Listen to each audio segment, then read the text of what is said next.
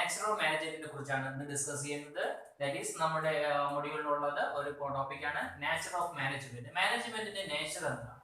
നമ്മൾ management nature എന്താണെന്ന് പറയുന്നതിന് മുന്നേ തന്നെ ഏത് രീതിയിലാണ് ഒരു സ്ഥാപനം അല്ലെങ്കിൽ ഒരു പർട്ടിക്കുലർ ടാസ്ക് മാനേജ് ചെയ്യുന്നത് തീർച്ചയായിട്ടും നമ്മൾ അറിഞ്ഞിരിക്കണം.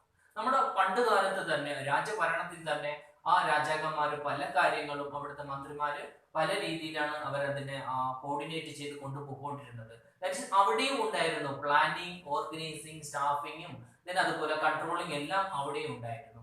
ഇതിൽ നിന്നാണ് അന്ന് അവർക്ക് ഈ മാനേജ്മെന്റിന്റെ പ്രിൻസിപ്പിൾസോ അല്ലെങ്കിൽ അതിന്റെ തിയറിയോ ഇതൊന്നും പറഞ്ഞുകൂടാതെയാണ് അവർ ഈ കാര്യങ്ങളെല്ലാം അവിടെ ചെയ്തത്. അതിന്റെ സയന്റിഫിക് വേ, മാനേജ്മെന്റിന്റെ സയന്റിഫിക് വേ എന്താണെന്ന് അറിയില്ലാതെയാണ് ഈ കാര്യങ്ങളെല്ലാം അന്നത്തെ കാലത്ത് അവിടെ റൺ ചെയ്തുകൊണ്ടിരുന്നത് അല്ലെങ്കിൽ ഫംഗ്ഷൻ എക്സിക്യൂട്ട് ചെയ്തുകൊണ്ടിരുന്നത്. പക്ഷേ കുറച്ച് കാലങ്ങൾക്ക് ശേഷം നമ്മുടെ ഹെൻറി ഫയോൾ, എഫ്.ഡബ്ല്യു. ടൈലർ ഇങ്ങനെ പറയുന്ന മാനേജ്മെന്റ് ചിന്തകന്മാര് മാനേജ്മെന്റുമായി ബന്ധപ്പെട്ട് ഒരുപാട് പ്രിൻസിപ്പിൾസ് ഇൻട്രൊഡ്യൂസ് ചെയ്തിട്ടുണ്ട്.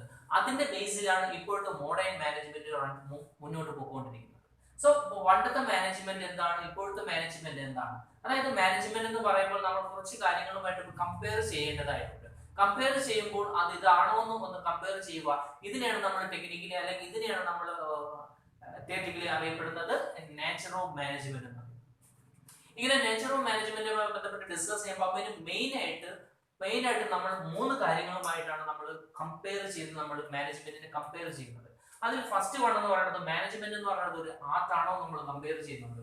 മാനേജ്മെന്റ് എന്ന് പറയുന്ന ഒരു ആർട്ടാണോ എന്നൊരു ക്വസ്റ്റ്യൻ ഉണ്ട്, ഇത് കമ്പയർ ചെയ്യുന്നുണ്ട്. ദെൻ അത് കഴിഞ്ഞ് മാനേജ്മെന്റ് എന്ന് പറയുന്നത് ഒരു സയൻസ് ആണോ എന്നൊരു ക്വസ്റ്റ്യൻ. ദെൻ ഈ സയൻസിന്റെ കുറച്ച് ഫീച്ചേഴ്സും അല്ലെങ്കിൽ സയൻസിന്റെ കുറച്ച് പ്രത്യേകതകളൊക്കെ കമ്പയർ ചെയ്തുകൊണ്ട് മാനേജ്മെന്റ് ഒരു സയൻസ് ആണോ എന്ന് നമ്മൾ കമ്പയർ ചെയ്യുന്നുണ്ട്. ദെൻ അതുപോലെ തന്നെ ലാസ്റ്റ് വൺ മാനേജ്മെന്റ് എന്ന് പറയുന്നത് ഒരു പ്രൊഫഷൻ ആണോ എന്നും കമ്പയർ ചെയ്യുന്നുണ്ട്. ദാറ്റ് ഈസ് പ്രൊഫഷന്റെ പ്രത്യേകതകൾ എന്തൊക്കെയാണ്, അതും മാനേജ്മെന്റിന്റെ പ്രത്യേകത തമ്മിൽ എന്തെങ്കിലും സിമിലാരിറ്റി ഉണ്ടോ? ഇങ്ങനെ 3 ടാസ്കുകളുമായി അല്ലെങ്കിൽ 3 ആക്ടിവിറ്റികളായി ഇവിടെ കമ്പയർ ചെയ്ത് പഠിക്കുന്ന ഒരു മൊഡ്യൂളാണ് നേച്ചർ ഓഫ് മാനേജ്മെന്റ് എന്നറിയപ്പെടുന്നത്.